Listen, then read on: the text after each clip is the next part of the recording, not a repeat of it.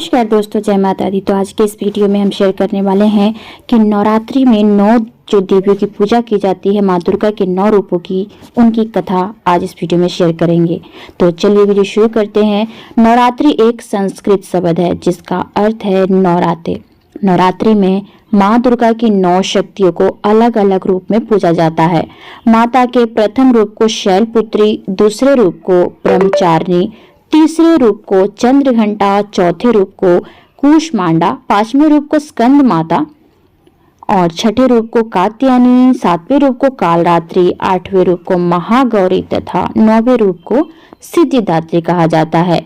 कहा जाता है कि जब जब पृथ्वी पर दानवों का अत्याचार बढ़ा तब तब माँ दुर्गा ने अपना नया रूप धारण किया। विभिन्न कामनाओं के लिए भक्तगण नवरात्रि में माँ दुर्गा के 9 स्वरूपों की आराधना और पूजन करते हैं। तो चलिए इस वीडियो में माता की कथा शुरू करते हैं। सबसे प्रथम जो हमारी माँ है, माँ शैलपुत्री माँ। शैलपुत्री माँ की कथा इस प्रकार से है।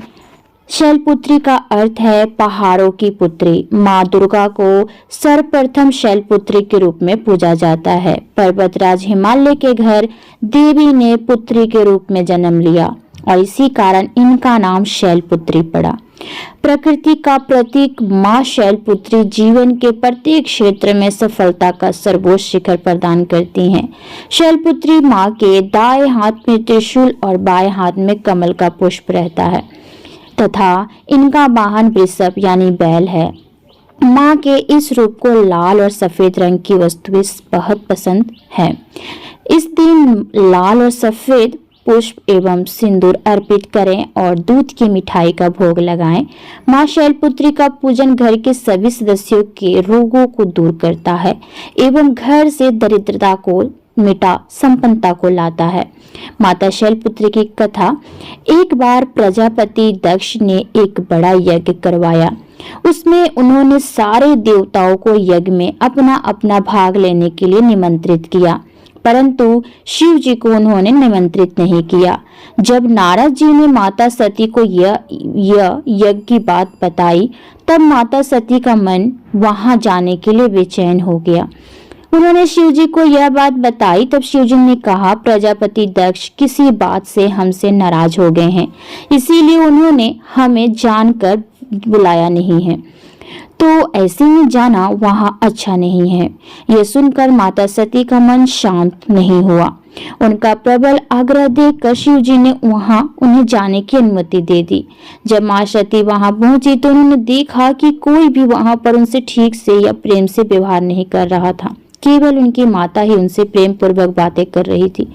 तब क्रोध में आकर माता सती ने उस यज्ञ की अग्नि में अपना पूरा शरीर भस्म कर लिया और फिर अगले जन्म में पर्वतराज हिमालय के पुत्री के रूप में जन्म लिया और शैलपुत्री के नाम से जानी गई। हमारी द्वितीय जो माता है, दूसरी माता ब्रह्मचारिणी माँ। ब्रह्मचारिणी माँ की कथा जो इस प्रकार है। पहले ब्रह्मचारिणी माँ का अर्थ क्या है वो देख लीजिए। ब्रह्मचारिणी माँ का अर्थ है, ब्रह्मा का अर्थ है तपस्या और चारिणी यानी आचरण करने वाली। इस प्रकार ब्रह्मचारिणी का अर्थ हुआ तप का आचरण करने वाली। ब्रह्मचारिणी माता दाहिने हाथ में जप की माला एवं बाएं हाथ में कमंडल रखती हैं। नवरात्र पर्व के दूसरे दिन माँ ब्रह्मचारिणी की पूजा अर्चना की जाती है। वह साधक इस दिन अपने मन को माँ के चरणों में लगाते हैं। माँ दुर्गा जी का यह स्वरूप भक्तों और सिद्धों को अनंत फल देने वाला है। इनकी उपासना से मनुष्य में तप, त्याग, वैराग्य, सदाचार, संयम की वृद्धि होती है। जीवन के कठिन संघर्षों में भी उनका मन कर्तव्य पथ से विचलित नहीं होता। ऐसी परंपरा है कि इस दिन ऐसी कन्याओं का पूजन किया जाता है जिनका विवाह तय हो गया है लेकिन अभी शादी नहीं हुई है। ऐसी कन्याओं का पूजन के पश्चात भोजन कराकर वस्त्र, पत्र आदि भेंट कर माँ ब्रह्मचारिणी को प्रसन्न किया जाता है। माँ ब्रह्मचारिणी की कथा इस प्रकार से है।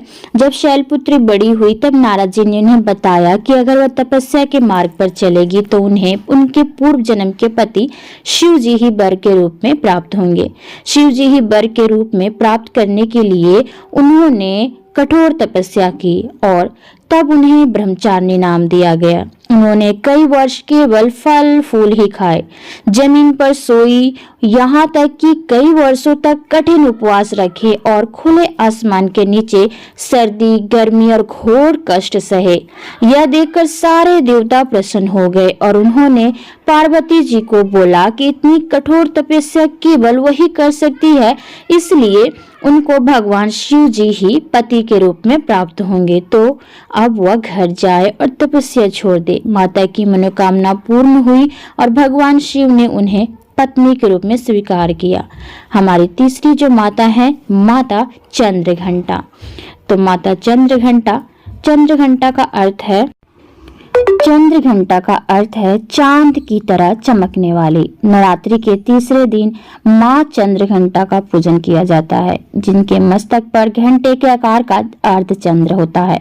चंद्रघंटा माँ के 10 हाथ हैं, जिनमें कमल का फूल, कमंडल, त्रिशूल, गदा, तलवार, धनुष और बाण है। एक हाथ आशीर्वाद तो दूसरा अभय मुद्रा में रहता है। शेष बचा एक हाथ में वे अपने हृदय पर रखती है। माता का यह प्रतीक रत्न जड़ित आभूषणों से सुशोभित है और गले में सफेद फूलों की माला शोभित है। इन देवी का वाहन बाघ है। माता का घंटा असुरों को भय प्रदान करने वाला होता है और वहीं इससे भक्तों को सांसारिक कष्टों से मुक्ति मिलती है। माता का यह स्वरूप हमारे मन को नियंत्रित रखता है। माँ चंद्रघंटा की कथा। देवताओं और असुरों के बीच लंबे समय तक युद्ध चला। महिषासुर असुरों का राजा था और इंद्र देवताओं के। महिषासुर ने देवताओं पर विजय प्राप्त कर इंद्र का सिंहासन हासिल कर लिया और स्वर्गलोक पर राज करने लगा। इससे सभी देवतागण परेशान हो गए और इस समस्या से निकलने का उपाय जानने के लिए त्रिदेव ब्रह्मा, विष्णु और महेश के पास गए। देवताओं ने बताया कि महिषासुर ने इंद्र और अन्य देवताओं के सभी अधिकार छीन लिए हैं और उन्हें बंधक बनाकर स्वयं स्वर्गलोक पर राजा बन गया है। देवताओं ने बताया कि महिषासुर के अत्याचार के कारण अब देवता पृथ्वी पर विचरण कर रहे हैं और स्वर्ग में उनके लिए कोई स्थान नहीं है। यह सुनकर ब्रह्मा, विष्णु और भगवान शंकर को अत्यधिक क्रोध आया। क्रोध के कारण तीनों के मुख से ऊर्जा उत्पन्न हुई। देवगणों के शरीर से निकली ऊर्जा भी उस ऊर्जा से जाकर मिली। यह 10 दिशाओं में व्याप्त होने लगी। तभी वहां एक देवी का अवतरण हुआ। भगवान शंकर ने देवी को त्रिशूल और भगवान विष्णु ने चक्र प्रदान किया। इसी प्रकार अन्य देवी देवताओं ने भी अब माता के हाथों में अस्त्र शस्त्र सजा दिए। इंद्र ने भी अपना वज्र और ऐरावत हाथी से उतर कर एक घंटा दिया। सूर्य ने अपना तेज और तलवार दिया और सवारी के लिए शेर दिया। देवी अब महिषासुर से युद्ध के लिए पूरी तरह तैयार हो गई। उनका विशालकाय रूप देखकर महिषासुर समझ गया कि अब उसका काल आ गया है। महिषासुर ने अपनी सेना को देवी पर हमला करने को कहा। अन्य दैत्य और दानवों के दल भी युद्ध में कूद पड़े। देवी ने एक ही झटके में ही दानवों का संहार कर दिया। इस युद्ध में महिषासुर तो मारा ही गया, साथ में अन्य बड़े दानव और राक्षसों का संहार कर दिया। इस तरह माँ ने सभी देवताओं को असुरों से अभय दान दिलाया। माँ चंद्रघंटा शुक्र ग्रह की देवी मानी जाती हैं। नवरात्रि के तीसरे दिन माँ चंद्रघंटा की पूजा अर्चना करने वाले जातकों की जन्म पत्री में शुक्र दोष समाप्त होता है। हमारी चौथी माता है माता कूष्मांडा। माता कूष्मांडा शब्द जो 2 शब्दों यानी कुसुम मतलब फूलों के समान हंसी और आंड का अर्थ है ब्रह्मांड, अर्थात वो देवी जिन्होंने अपनी फूलों सी मंद मुस्कान से पूरे ब्रह्मांड को अपने गर्भ में उत्पन्न किया। कहा जाता है कि जब सृष्टि का अस्तित्व नहीं था तब कुसुमा देवी ने ब्रह्मांड की रचना की थी, इसीलिए इन्हें सृष्टि की आद्य शक्ति के रूप में जाना जाता है। कूष्मांडा माता का रूप बहुत ही शांत, सौम्य और मोहक माना जाता है। इनकी 8 भुजाएं हैं, इसीलिए इनको अष्टभुजा भी कहते हैं। इनके 7 हाथों में कमंडल, धनुष, बाण, फल, पुष्प, अमृत, कलश, चक्र, गदा है। 8वें हाथ में सभी सिद्धि को देने वाली जप की माला है। कूष्मांडा माता का वाहन सिंह है। कूष्मांडा माँ सूर्य से संबंधित दोषों को ठीक करती हैं। जिन जातकों की कुंडली में सूर्य नीच का हो उन्हें माँ कूष्मांडा की पूजा से लाभ होता है। माता कूष्मांडा की कथा, पौराणिक कथा के अनुसार जब सृष्टि नहीं थी, चारों तरफ अंधकार ही अंधकार था, तब इसी देवी ने अपने ईश्वत हास्य से ब्रह्मांड की रचना की थी। इसीलिए इनसे सृष्टि की आदि स्वरूपा या आदि शक्ति कहा गया है। इस देवी का वास सूर्य मंडल के भीतर लोक में है। सूर्य लोक में रहने की शक्ति क्षमता केवल इन्हीं में है। इसीलिए इनके शरीर की कांति और प्रभा सूर्य की भांति है। इनके ही तेज से दसों दिशाएं आलोकित हैं। ब्रह्मांड की सभी वस्तुओं और प्राणियों में इन्हीं का तेज व्याप्त है। अचंचल और पवित्र मन से नवरात्रि के चौथे दिन इस देवी की पूजा आराधना करना चाहिए। इससे भक्तों को रोगों और शोकों का नाश होता है तथा उसे आयु, यश, बल और आरोग्य प्राप्त होता है। ये देवी अतल्प्य सेवा और भक्ति से ही प्रसन्न होकर आशीर्वाद देती हैं। सच्चे मन से पूजा करने वाले को सुगमता से परम पद प्राप्त होता है। विधि विधान से पूजा करने पर भक्त को कम समय में ही कृपा का सूक्ष्म भाव अनुभव होने लगता है। ये देवी आधियों व्याधियों से मुक्त करती हैं और उसे सुख, समृद्धि और उन्नति प्रदान करती है। अंततः इस देवी की उपासना में भक्तों को सदैव तत्पर रहना चाहिए। नवरात्रि के चौथे दिन माँ कूष्मांडा की पूजा अर्चना की जाती है। हमारी पांचवी माता है स्कंद माता। स्कंद माता नाम जो है दो शब्दों से मिलकर बना है, स्कंद और माता। स्कंद भगवान कार्तिकेय का दूसरा नाम है। कार्तिकेय भगवान शिव और माता पार्वती के पुत्र हैं, इसीलिए स्कंद माता का अर्थ है कार्तिकेय की माता। इनके विग्रह में भगवान स्कंद कुमार कार्तिक के बाल रूप में इनकी गोद में विराजित हैं। इस देवी की 4 भुजाएं हैं। ये दाईं तरफ की ऊपर वाली भुजा से स्कंद को गोद में पकड़ी हुई हैं। नीचे वाली भुजा में कमल का पुष्प है। बाईं ओर जो है ऊपर वाली भुजा में ब्रद मुद्रा में है और नीचे वाली भुजा में कमल पुष्प है। इनका वर्ण एकदम शुभ्र है। ये कमल के आसन पर विराजमान रहती हैं, इसीलिए इन्हें पद्मासन भी कहा जाता है। सिंह इनका वाहन है। ये बुध ग्रह की देवी हैं। जो जातक स्कंद माता की पूजा अर्चना करते हैं उनकी कुंडली में बुध ग्रह की स्थिति मजबूत होती है। माता स्कंद की जो कथा इस प्रकार से है। कुमार कार्तिकेय की रक्षा के लिए जब माता पार्वती क्रोधित होकर आदि शक्ति रूप में प्रकट हुई तो इंद्र भय से कांपने लगे। इंद्र अपने प्राण बचाने के लिए देवी से क्षमा याचना करने लगे। कुमार कार्तिकेय का एक नाम स्कंद भी है, इसलिए माता को मनाने के लिए इंद्र देवताओं सहित स्कंद माता नाम से देवी की स्तुति करने लगे और उनका इसी रूप में पूजन करने लगे। इस पूजन से ही देवी अपने 5वें स्वरूप में स्कंद माता रूप में से जानी गई और नवरात्र के 5वें दिन इनकी पूजा का विधान तय हो गया। शास्त्रों में इनका काफी महत्व बताया गया है। इनकी उपासना से भक्त की सारी इच्छाएं पूरी हो जाती हैं, भक्त को मोक्ष मिलता है। सूर्य मंडल के अधिष्ठात्री देवी होने के कारण इनका उपासक अलौकिक तेज और कांति में हो जाता है। अतः मन को एकाग्र रखकर और पवित्र रखकर इस देवी की आराधना करने वाले साधक या भक्त को भव सागर पार करने में कठिनाई नहीं आती। उनकी पूजा से मोक्ष का मार्ग सुलभ हो जाता है। यह देवी विद्वानों और सेवकों को पैदा करने वाली शक्ति है, यानी चेतना का निर्माण करने वाली है। कहते हैं कालिदास द्वारा रचित रघुवंशम महाकाव्य और मेघदूत रचना स्कंद माता की कृपा से संभव हुई है। हमारी षष्ठी माता यानी छठी माता है कात्यायनी माता। कात्यायनी माता दुर्गा का छठा रूप है माँ कात्यायनी का।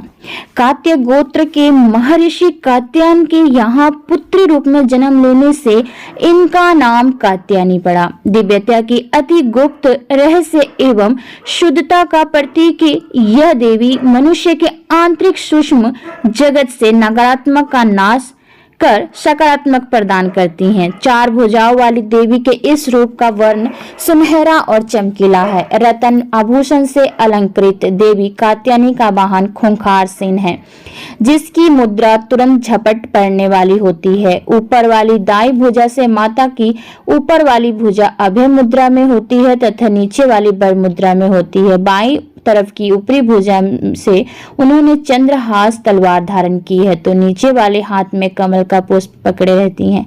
एकाग्रता से माता की पूजा करने वाले को धर्म, अर्थ, काम और मोक्ष की प्राप्ति होती है।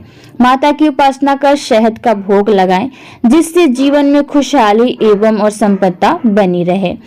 माँ कात्यायनी बृहस्पति ग्रह की स्वामिनी मानी गई हैं। कात्यायनी देवी की पूजा करने से बृहस्पति ग्रह से संबंधित दोष समाप्त हो जाते हैं। माता कात्यायनी की कथा इस प्रकार से है। कात्य गोत्र में विश्व प्रसिद्ध महर्षि कात्यायन ने भगवती प्राम्बा की उपासना की, कठिन तपस्या की। उनकी इच्छा थी कि उन्हें पुत्री प्राप्त हो। माँ भगवती ने उनके घर पुत्री के रूप में जन्म लिया, इसलिए यह देवी कात्यायनी कहलाई। उनका गुण शोध कार्य है, इसीलिए इस वैज्ञानिक युग में कात्यायनी का महत्व सर्वाधिक हो जाता है। इनकी कृपा से ही सारे कार्य पूरे हो जाते हैं। ये वैद्यनाथ नामक स्थान पर प्रकट होकर पूजी गई। माँ कात्यायनी अमोघ फलदायिनी है। भगवान कृष्ण को पति रूप में प्राप्त करने के लिए ब्रज की गोपियों ने इन्हीं की पूजा की थी। यह पूजा कालिंदी यमुना के तट पर की गई थी, इसलिए यह ब्रज मंडल की अधिराष्ट्री देवी के रूप में प्रतिष्ठित है। माँ कात्यायनी शत्रुहंता है, इसलिए इनकी पूजा करने से शत्रु पराजित होते हैं और जीवन सुखमय बनता है। जबकि माँ कात्यायनी की पूजा करने से कुंवारी कन्याओं का विवाह होता है। नवरात्रि के छठे दिन भक्त का मन आग्नेय चक्र पर केंद्रित होना चाहिए। अगर भक्त खुद को पूरी तरह माँ कात्यायनी को समर्पित कर दे तो माँ कात्यायनी उसे अपना असीम आशीर्वाद प्रदान करती हैं। हमारे सातवीं जो माता है कालरात्रि माँ।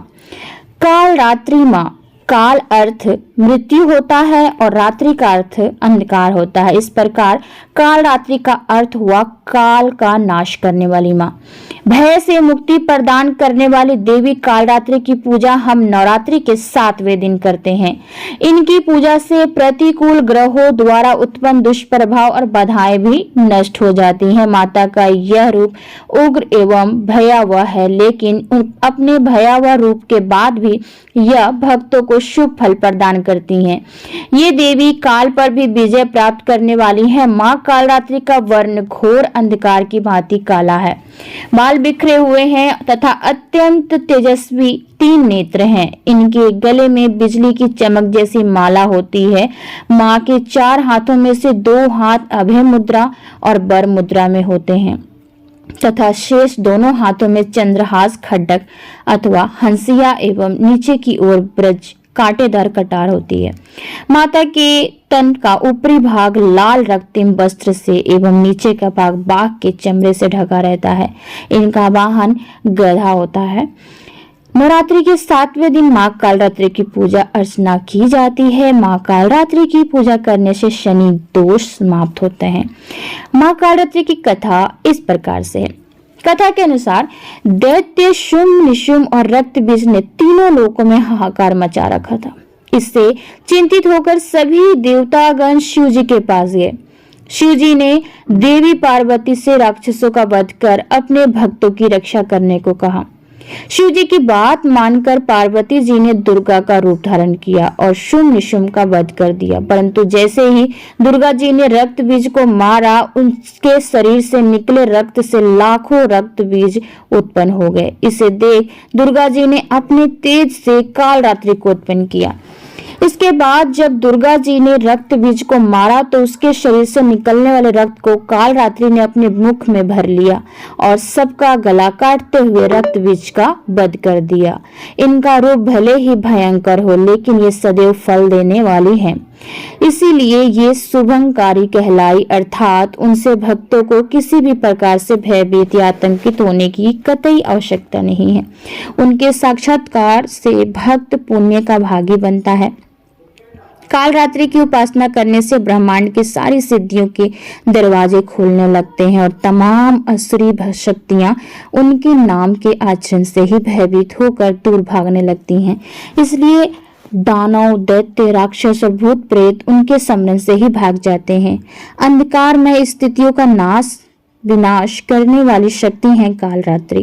काल से भी रक्षा करने वाली यह शक्ति है। ये ग्रह बाधाओं को भी दूर करती है और अग्नि, जल, जंतु, शत्रु और रात्रि भय दूर हो जाते हैं। इनकी कृपा से भक्त हर तरह के भय से मुक्त हो जाता है। हमारी जो अष्टमी यानी कि अष्टमी के दिन 8वीं माता हमारी है दुर्गा माँ का 8वां रूप महागौरी। महागौरी नवरात्रि में 8वें दिन महागौरी शक्ति की पूजा की जाती है। नाम से प्रकट है इनका रूप। पूर्णतः गौर वर्ण है। इनकी उपमा शंख, चंद्र और कुंद के फूल से दी गई है। अमोघ फलदायिनी है माँ महागौरी। अष्टवर्षा भवेद गौरी यानी इनकी आयु 8 साल की मानी गई है। इनके सभी आभूषण और वस्त्र सफेद हैं, इसीलिए उन्हें श्वेतांबरा कहा गया है। 4 भुजाएं हैं और वाहन वृषभ है, इसीलिए वृषारूढ़ा भी कहा गया है। इनके ऊपर वाला दाहिना हाथ अभय मुद्रा है और नीचे वाला हाथ त्रिशूल धारण किया हुआ है। ऊपर वाले बाएं हाथ में डमरू धारण कर रखा है और नीचे वाले हाथ में वर मुद्रा है। जो जातक नवरात्रि के 8वें दिन माँ महागौरी की पूजा अर्चना करते हैं, उनकी जन्म पत्री का राहु दोष समाप्त हो जाता है। माँ महागौरी की कथा इस प्रकार है। इनकी पूरी मुद्रा बहुत शांत है। पति रूप में शिव को प्राप्त करने के लिए महागौरी ने कठोर तपस्या की थी। इसी वजह से इनका शरीर काला पड़ गया, लेकिन तपस्या से प्रसन्न होकर भगवान शिव ने इनके शरीर को गंगा के पवित्र जल से धोकर कांति में बना दिया। इनका रूप गौर वर्ण का हो गया, इसीलिए ये महागौरी कहलाई। ये अमोघ फलदायिनी और इनकी पूजा से भक्तों को तमाम कल्पमश धूल जाते हैं, पूर्व संचित पाप भी नष्ट हो जाते हैं। महागौरी का पूजन, अर्चना, उपासना, आराधना कल्याणकारी है। इनकी कृपा से अलौकिक सिद्धियां भी प्राप्त होती हैं। नवरात्रि के 8वें दिन माँ महागौरी की पूजा करने से प्रचलन है। माँ महागौरी राहु की स्वामिनी मानी जाती हैं। जो जातक नवरात्रि के 8वें दिन माँ महागौरी की पूजा अर्चना करते हैं, उनकी जन्म पत्री का राहु दोष समाप्त हो जाता है। हमारी 9वीं माता जो है माता सिद्धिदात्री। सिद्धिदात्री का अर्थ है सर्व सिद्धि करने वाली माँ। माँ दुर्गा जी की 9वीं शक्ति को सिद्धिदात्री माता के रूप में पूजा जाता है। नवरात्रि के अंतिम दिन देवी सिद्धिदात्री की पूजा होती है। ये देवी सभी सिद्धियों को प्रदान करने वाली हैं। पुराणों में यहाँ तक बताया गया है कि भगवान शिव को भी अपनी सिद्धियां या इन देवी की पूजा से ही प्राप्त हुई थी। सिद्धिदात्री माता के कारण ही अर्धनारीश्वर का जन्म हुआ। इनका वाहन सिंह है। चतुर्भुज देवी के दाएं और ऊपर वाले हाथ में गदा और नीचे वाले हाथ में चक्र है। बाएं और ऊपर वाले हाथ में कमल का पुष्प एवं नीचे वाले हाथ में शंख रहता है। 9वीं के दिन इनकी पूजा उपासना कर कन्या पूजन करना चाहिए, जिससे देवी सबसे अधिक प्रसन्न होती हैं। इनकी पूजा कर हलवा, चना, पूरी, खीर आदि का भोग लगाएं। जो जातक 9वीं के दिन माँ सिद्धिदात्री की पूजा अर्चना करते हैं, उनके जीवन के केतु का दोष हट जाता है। माँ सिद्धिदात्री की कथा जो है इस प्रकार है। पुराणों के अनुसार भगवान शिव ने माँ सिद्धिदात्री की पूजा करके सभी प्रकार की सिद्धियों को प्राप्त किया था। उनका आधा शरीर स्त्री का हो गया था, इसीलिए उन्हें अर्धनारीश्वर के नाम से जाना जाता है। एक समय में जब सृष्टि में अंधकार छा गया था, तब एक दिव्य शक्ति ने जन्म लिया, जो महाशक्ति के अलावा कोई नहीं थी। देवी शक्ति ने ब्रह्मा, विष्णु और महादेव की त्रिमूर्ति को जन्म दिया और तीनों को दुनिया के लिए अपने कर्तव्यों को निभाने के लिए अपनी भूमिकाओं को समझाने की सलाह दी। उनके कहे अनुसार त्रिदेव एक महासागर के किनारे बैठ के और कई वर्षों तक तपस्या की। तब माँ देवी ने सिद्धिदात्री के रूप में उन्हें दर्शन दिए और तीनों को अपनी शक्तियों के रूप में पत्नियां दी, ताकि वे लोग उनकी मदद से सृष्टि का रचना कारोबार कर सके और धीरे धीरे सृष्टि में सब कुछ निर्माण हुआ। इस तरह माँ सिद्धिदात्री की कृपा से सृष्टि की रचना, पालन, संहार का कार्य संचालित हुआ। तो उम्मीद करती हूँ कि आज की वीडियो आप सबको अच्छी लगी होगी। आप सभी को नवरात्रि की ढेर सारी शुभकामनाएं। माँ आप सभी की मनोकामनाएं पूर्ण करें। तो मिलते हैं आपसे अगली वीडियो में, तब तक के लिए आज्ञा दीजिए। धन्यवाद।